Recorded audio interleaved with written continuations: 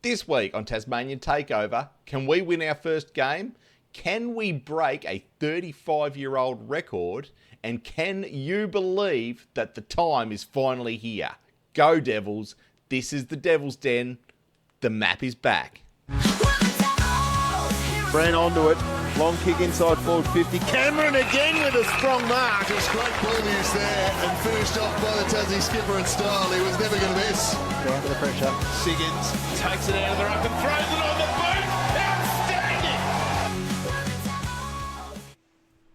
Ladies and gentlemen, welcome to the Devil's Den, the For Fans by Fans podcast, where we talk everything Tasmania Devils VFL. We are also the official podcast of the Tasmania Devils supporters on Facebook. If you are not a member of that group in Facebook, you're in the minority, I've got to tell you. Head over, join up. We are fastly, very, very rapidly pushing 23,000 members, and we'd love to have you included in all the updates. My name is JD. This is Freddy. How you going, Fred? I'm very, very, very, very well, JD. I'm super excited for this weekend, despite me not actually physically be able to go to the game. So a little bit bummed out about that, but I'm going to watch some AFL in Melbourne. It is a huge week, mate. Some would say the biggest week in Tasmanian football in 20 years plus. And we are here to talk everything Tasmania Devils' inaugural match at North Hobart Oval versus the Coburg Lions. We're going to talk what to expect, the players that we need to shut down, and also the players for the Devils that we're going to keep our eye on. So keep an eye out for that. Let's get into it, mate. Let's talk our inaugural match. How exciting! How pumped are we to have footy back? VFL footy back on the island. It's going to be an excellent day all round, I think, because the local leagues actually haven't started yet, so there should be plenty of local footy players about and families about and kids about and everyone. So hopefully we can pack the old North Hobart Stadium out and have a really nice showing for the day, I think. And by the look of it too, we've got the banner, we've got a cheer squad, we've got bloody everything. We've even got a song. So as predicted by moi, again, geez, I'm good at these predictions, we have got a song for the start of the year. So they're probably going to run out to it, and it's going to be all new and exciting. So really looking forward to seeing it on Channel 7 Plus, I think. Absolutely. Keep an eye out for our good friend Flash Lithgow.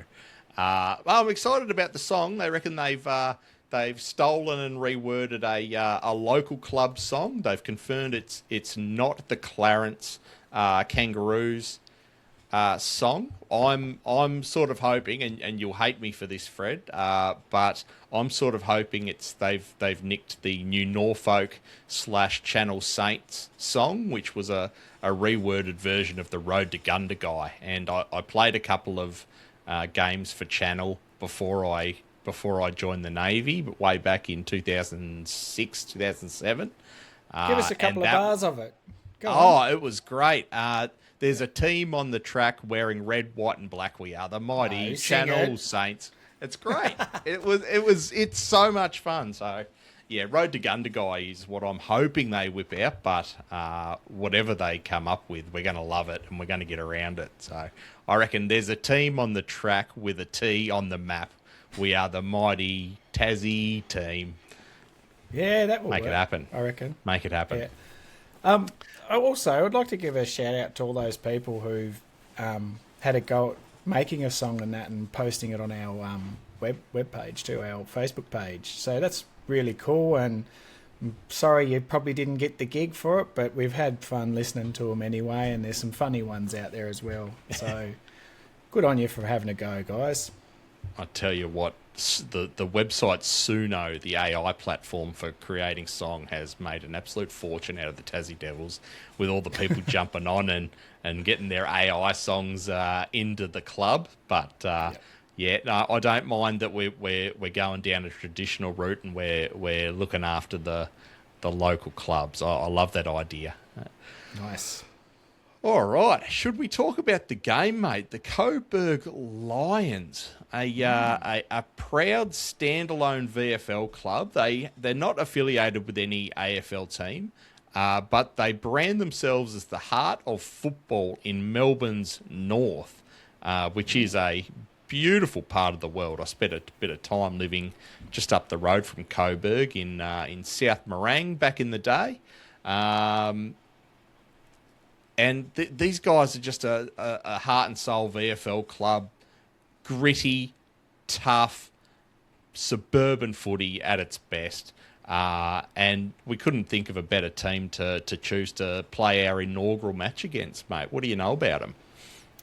Yeah, well, all I know about them is, like you've said, they're a standalone team. So that, to me, sort of says that they sort of recruit pretty well from, like, the lower level local leagues. So you won't see any AFL stars there. You might see some ex-AFL players, but I reckon they've got the pick of the talent in the local leagues there, which is a big plus for them, and especially up north of Melbourne. So there's some good leagues up there, that's for sure, and there's some good talent as well. Some of those leagues are better than, like, some of the teams in those leagues are better than some VFL teams. Like, you see, absolutely, almost retired AFL people that have retired from AFL playing for them, and it's they've got a lot to pick from, and that, I think that's Tassie's advantage also. Like, if we really dig deep and look around the league, I reckon we'll find some really good talent for the VFL.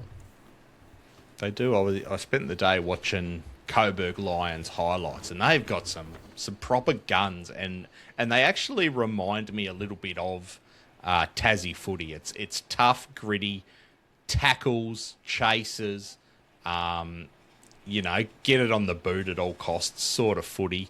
A couple of players to watch. Joel Trudgeon, who won the Jim Sullivan medal for the best and fairest last year. Mate, he's a good player. We need to shut him down very, very quickly. He's an inside mid who floats forward and finds the goals pretty easy. Wish I had some highlights, but run out of time a little bit this week. That's all right. Mate, we don't want to see too much of him anyway, really. No. Have you got anyone you got your eye on for Coburg, mate? Yeah, there's a fella by the name of Flynn Gentile. Is that right? Gentile? Yep. Yeah, I think that's his name. Apparently he's just a bit of a bullfrog. He's a tough inside mid who loves his tackle, and I think he's a bit of a tagger. So from what I've read and a little bit of highlights, he's a real sort of gutsy sort of player. So he'll be an in and under, go and get the ball, get it out to the runners type player, and those type of players can be dangerous. And you see it in the AFL these days. You've got Clary and Petrarca and Ollie Wines, they're that type, the ball player that can really get in there and get the ball and get it out. And also I might throw in a Liberatore type player. Yeah, so he gets in, gets the job done, and you need one of these on your team. Libba's a good comparison, actually, because he tackles to hurt. He gets that look in his eye, and if he's got you in his sights, he will get you. Joel Trudgeon, Flynn Gentile, which are the two midfielders we need to shut down. Up forward, their leading goal kicker from last year was Mitch Podhajski, who was sort of their focal point of the forward line, but not overly tall. He's a bit of a Jamie Elliott type. So maybe a job for our mate Jackson Artemis. Probably. Or one for the back line to keep your eye on. But he topped their goal kickers last year, and he's very, very crafty around the goal line. I think we've got one more there, Fred, that we should probably keep an eye on. Yeah, let's check my notes. Sorry, Jack Bytel. That's who I've got. Jack Bytel is a former St Kilda and Collingwood midfielder. So apparently he's got a pretty big tank on him and he can run pretty much all day. I think he's not overly big, so he's sort of got that, he's just under mid-size, I think. He's not that tall. He can also, he's pretty good on foot that I've read. I take that back. He's actually taller than I thought. I was looking at the wrong person. He's 189 centimetres, so he's 6'2". Oh yeah, So fair size. I was looking at the wrong profile. Yeah. He's a pretty tall lad by the look of that. But I see that in his previous days he has played a bit of half-back as well. So whether he plays there or not, we'll see. He's 26 years old, so I'm assuming that if he's being drafted as a midfielder, he'll probably play midfield. And so I think he's another one we've got to look out for as well. He played a couple of senior games for Collingwood, and as a former Collingwood supporter, I watched him a little bit. He doesn't like being pressured. He's one of these guys who likes a bit of space. A bit of a receiver is Jack Bytel. So if we can pressure him, we can potentially shut him down. All right, mate. Let's move on. I think we've sort of covered what to expect from Coburg. They're a tough, gritty suburban team. They've sort of learned to embrace the villain role, and I have no doubt they have no interest in letting the Devils get their first win on their first game. I think this is going to be a very hard-fought contest. I think we're going to see two very similar sides going head-to-head, gritty, tough, North Hobart football at its best, I would say. Because stay away from that far wing because it's a bloody hole. With the over on the opposite far side. Yep. Yeah, the old grandstand side. That side of the ground is, I don't know why, it's just like a bloody Bermuda Triangle. It's really hard to play out of. But on the side where all the riffraff hangs around and drinks their beers and that's an easier side to play. So it's going to be interesting to see if Tassie does utilise that strategy of playing the side on the riffraff side, that I'll call it, on the broadcast side. The riffraff wing. So, the riffraff wing, it's going to be a rabble there, I reckon. There's going to be so much riffraff. Yeah. You wouldn't want to be a winger or a halfback flanker. Yeah, you wouldn't want to start a biffo either because they'll be all over the fence. They'll be like dogs barking at each other from each side of the fence, I reckon. But if they've got that strategy, I really hope that they play the riffraff side of the wing because it is an easier side to play at. But in saying that, from all the footage I've seen, I think the game plan is to play corridor. So it's to get the ball out to the wing on the half back line, and then try. The first option is going to be into the middle, but if not, they just keep going wing side, I'd say. But yeah, it's going to be a very interesting contest, I tell you. You're going to get a chance to watch it live, mate? Mate, I am going to ditch everyone in Melbourne and go find a pub and yell at them to put 7+ on because I'll be watching it. If not, I'm going to run home and watch it on my phone or run back to the pub and watch it on phone. Perfect. I will definitely watch it, though. I'll be taking notes. Good. Some of the players you won't have to be taking notes on, mate. We had the injury list released, the first ever Devils injury list released through the week, and there's a couple of big names on it. What did you make of the injury list, mate? Yeah, I heard a bit of a whisper that Robbie has been struggling with his calf. I didn't know that it was 2 to 3 weeks. I just thought it was a slight niggle, to be honest. And so that's interesting. We've got Cam Owen. He's got a 4 to 6 week hamstring, which is a real That's a shame big because loss. I actually think that he's probably going to be one of the spine players for us, one of the first pick sort of players. Oh, I think he's our Harry- number one ruckman is the idea for Cam Yeah. Owen. Yeah, I think so. Harry Bales, he's out with a hamstring too for 6 to 4 weeks, which is again like hamstrings are a pain in the ass to deal with at most times. 3 to 4 weeks tells me, that he done it earlier on. So Yep. yeah, he might come back a bit sooner than we thought. We've got Jacob Boyd, who has done his patella, so I'm not sure for those those in the non-know of what a patella is. It's actually a kneecap. So I know that because I've done work like that. So it's your patella. So whether he's done the patella tendon or he's got patella tendonitis, it could be anything. If it is tendonitis, you're probably looking at the 4 to 6 week range. But if he's done a full tear, it's usually surgery, and that's all she wrote because your kneecap just keeps popping out. It's waste time. This one I didn't see coming. No. Harry Brereton, shoulder, 9 to 11 weeks. So I think by the sounds of that, he's broke his shoulder, like he's broken collarbone or something. Yeah. Or he's dislocated it. A bit like what Errol Goulden did through the week. Yeah. Potentially. Yeah. Good very Signet interesting. name, Brereton. Is he from Signet? Yeah, he is. I played footy with his dad, actually. Oh, there you go. His dad is actually a North Hobart legend too. Like Right. Yep. Yeah, really good centre-half back.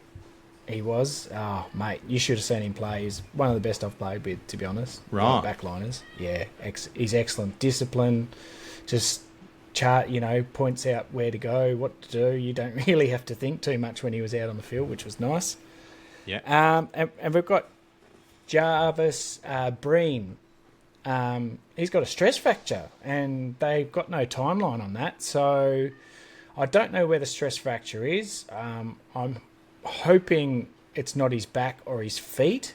If it's in the legs, it's a little bit easier to sort of manage and get back on the park. But if it's in his back or his feet, that could be a very, very long time for him to get back 100%, because with the stress fractures, it can lead to being full-blown fractures and also lead to just not healing at all, and you just sort of have them permanently.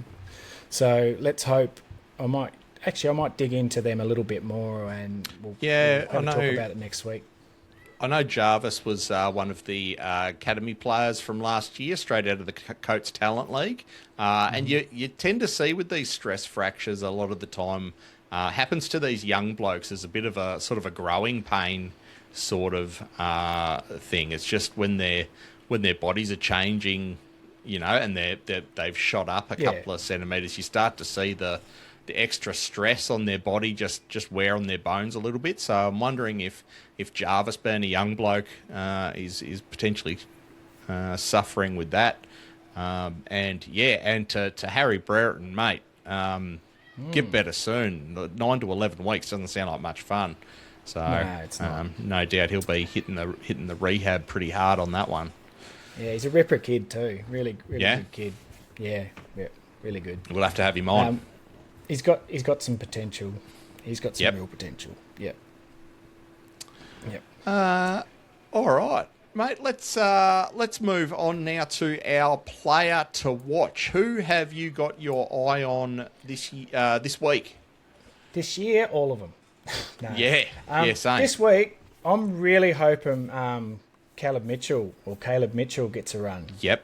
I'm really, really interested to see how he goes. I think that if he, comes into a sweet spot and finds his niche within the team, he could be one of those guys that we picked up in the mid-draft, fortunately. So I think that I've actually got a little list of players that I think could potentially be picked up in the mid-season draft. Okay. To be honest. But yeah, I from all reports, he's been training the house down. They've loved him. They've loved his work ethic. They've loved his professionalism. He's been really good around the kids too. So I mean, he's practically a kid himself. He's only 21 or something like that. So yeah, he's about the same height as me at 186. So he's not overly big. But he's going to be. I'd probably, if I was Jeremy Weberly, I'd probably be playing him on the wing. I think that could and should suit him to the ground because he can take a few marks around the ground. He's got pretty strong hands, which is a big bonus for him, and his foot speed is quite good, and his kicking and decision making is it's right up there. Yeah, it's right up there, and I really want to see him do well, and I hope he does because he could really be an asset for the Devils, and it could also come to the Devils' detriment, him playing that well to be picked up in the mid-season draft. It's a great point. It's going to be interesting to see how many do go in that pre-season draft. We know the AFL are going to have their eyes on us. The recruiters are going to be watching the Devils and sifting through our list with a fine-tooth comb. So, Caleb Mitchell, by all reports, mate, absolutely tore up the practice matches. I saw some vision of him in the intra-club, and he was just everywhere. So, yeah, really looking very forward good to on his feet. Very good on his feet. Yep. Like his change of direction looks really good. Yep. I'm actually, that's what I want to see. I want to see him bursting around on the wing and even sort of helping out the back line a little bit. Mm-hmm. So sort of helping out the back line and sort of sprinting out. And like I said at North Hobart, get on that half back on the wing and then shooting it back into the middle. That's what I want to see him do. Absolutely. We might name the riffraff wing after him. It might be the Caleb Mitchell wing by the end of the year, hopefully. Oh, I don't know. Bicky's wing. I hope Bicky's gets a game this week. Our man Bike Off Smart. He looks great when he does play, but I don't know. Yeah, I don't know if he's in the selection mould just yet, Bicky's, but a few games with Glenorchy, he'll be straight in. No worries at all. Yeah. My player to watch is really no surprise. I didn't have to think too long and hard about this one. I've gone with our vice captain or stand-in skipper, Jye Menzie. I think he's going to be captaining the side for the first 2 or 3 weeks while Robbie gets better.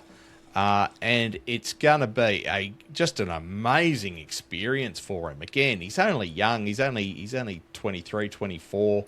And to be captain of the first ever Devils team back in the VFL for, 20-odd years, talking about guys that might go in the mid-season draft. Yeah. I can't wait to see Jye Menzie. By all reports, was just absolutely dominant in both the practice matches. Looking to see Jye stand up and kick 3+ goals in this one. I think he's got it in him, and I think he'll have a fire in the belly after getting delisted by Essendon unceremoniously. I think he should still be on their list because the way they played against Hawthorn last week, they bloody could have used him. Thoughts on Jye, mate? Yeah, like we've established, he's been I'm going to be number one fan. I've brought all the stocks. You can't have any. You've just stole a bit of his stock, Sam. But I'll get them back. I did. But like we were saying before, I think that he has a real chance of getting picked up in the mid-season draft. And if he gets some time, in the AFL rather than the VFL, I actually think he'll look really good for some team if he's on the half forward or he could. In the AFL, he's probably even a winger. Like he could probably play him on the wing because he's got a bit of speed and he's got the foot skills and that. So, I really hope he does well. Like I said, he's my favourite player already. There you go. I'm reserving judgment, but But my mate Biscoff Smart is right up there. Also looking forward to seeing how Kai Cameron goes. Just another one who's got a bit of Jamie Elliott about him. Just a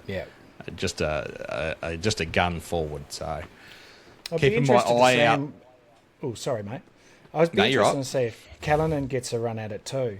I really hope he does.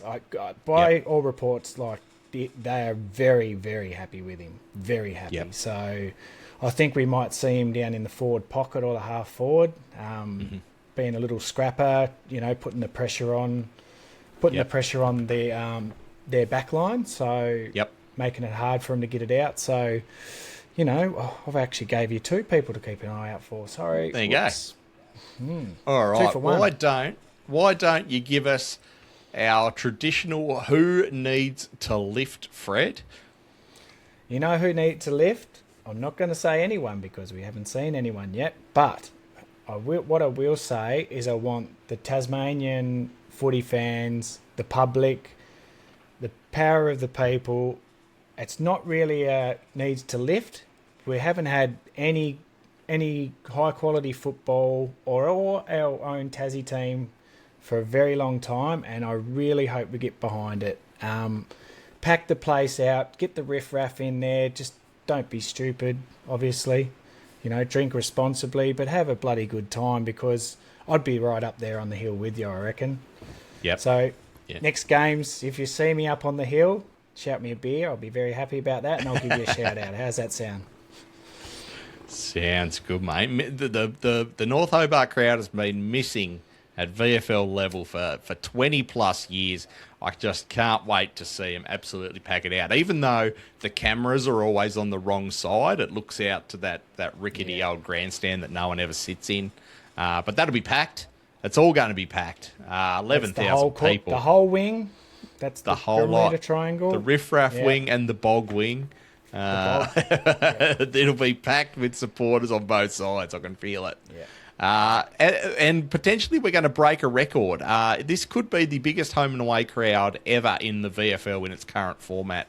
11,000 people at North Hobart, just to stick it right up them. Previous records, 5,600 last year, Frankston versus Collingwood. That was that game I talked about where Bobby Hill and Jordan De Goey both played on their comebacks from injury.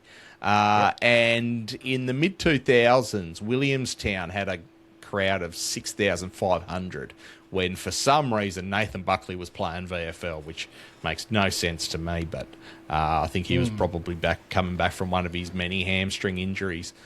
So 11,000, we're basically going to double the record for the biggest home and away crowd.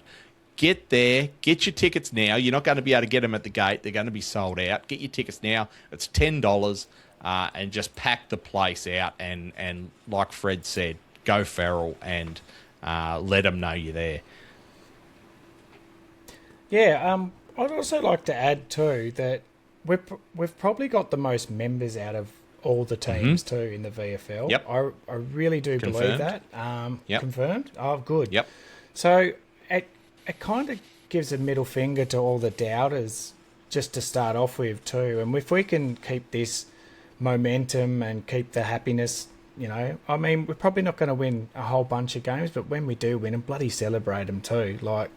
It's going to be this journey from the VFL to the AFL should be so exciting to every single one of us Devil supporters out there. I know I'm excited. I'm really looking for. I think when I signed up to play Masters this year, they've got the tick box on what team do you go for, and they've got the Tassie Devils there. Nice. And I've already ticked it. Yeah, nice. I've ticked it. So my other team, I'll keep an eye on you, but not as close as what I will be with the Devils.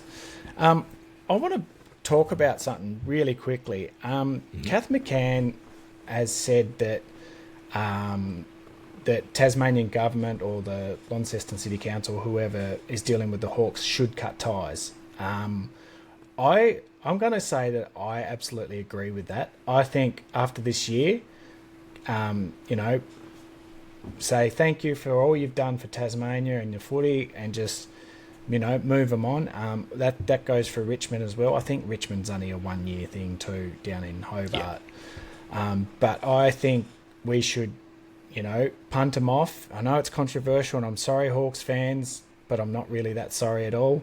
That we should get rid of them, have a whole year where it's just focused on the build-up to 2018. Next year is obviously going to be 2017, so still get behind the Devils VFL 27. team. 27, build it up. Then we'll, by that time, mid next year, I would nearly say that we'll have our coach, we'll have assistant coaches, we'll have the team, not the team, but the coaching team, all established, ready to go. And I reckon they'll be starting to look at players and big signings and all that. So it's going to be exciting, guys. Like the national draft next year, the end of next year, start of 28 season is going to be so awesome. And yeah, it's really something to look out for and keep the vibes up, because Tassie needs this. We've worked really hard for it, and Kath McCann knows it, and that's why she wants that full year of just Tassie VFL, Tassie AFL build up, all that, because I reckon they'll put on a few shows for us to go and enjoy as well. So thanks, Kath McCann, for saying that, because someone had to say it. 100%. I don't know. I'm always of the opinion that the more games we have in Tassie, the better. I think Tassie and the Hawks can coexist, but maybe for the first couple of seasons we just let them go and see if they want to come back once we're established. But it's a great call, Fred. I don't disagree. I just sort of disagree. Bold prediction: Tassie versus Coburg. Who have you got winning this one, Fred? Look, I actually think we're going to win the first game. Yep. We are going to win the first game. We're not going to blow them out of the water or anything. Coburg, that's who we're playing? Jeez, I forgot already. Yep. Coburg were 9-9 last year, so they weren't super great, but they have recruited well this year from what I've read. So I think there'll be a few nerves in the first quarter. We'll probably look a bit crappy. The ball probably won't be zinging around as much as we like. And I'm pretty sure that Jeremy Webley will bring him in and say, right, that was our first quarter. We've kicked off the rust, the cobwebs. Now we do how we want to play footy, and they'll go out there and they'll absolutely towel it. It'll be pretty close. It'll only be a couple goals. It'll be between 1 and 17 points. Like that's the range I'm giving it. So yeah, I'm super excited. I think, and I hope that we'll win the first one. Yeah, I agree. I think playing on pure emotion and crowd noise, the feral wing can absolutely make their noise felt. The grandstand behind the goals at the North Hobart end, that is just going to be rocking. I can't wait to see the footage. Can't wait to see the Devils get their first win, and I can't wait for it to continue. It's just so exciting. I love it. Mate, that is just about all we have time for this week. If you don't mind, if you've made it this far, please hit the subscribe button. We've got a new goal. We smashed our goal of getting 100 subscribers by round 1. We now have a new goal to get to 150 subscribers by our round 9 bye. So if you've made it this far, please hit the subscribe button and help us make that happen. Anything to add before we go, Fred? Yeah, guys. Keep in contact with us. Ask us some questions. If you want us to talk about certain things, we've got an email address. So it's Tasmanian Devils SP @gmail.com. So have a yaffle to us, or even send us a DM on our platforms. Mine's pretty well open, I think. But yeah, send us some feedback or whatever you want to hear on the podcast, because we are here for you guys, and we're doing this for nothing. So we really enjoy it, and we want to make it tailor-made to each and every one of you, not just make it for us. When the devil is here as well.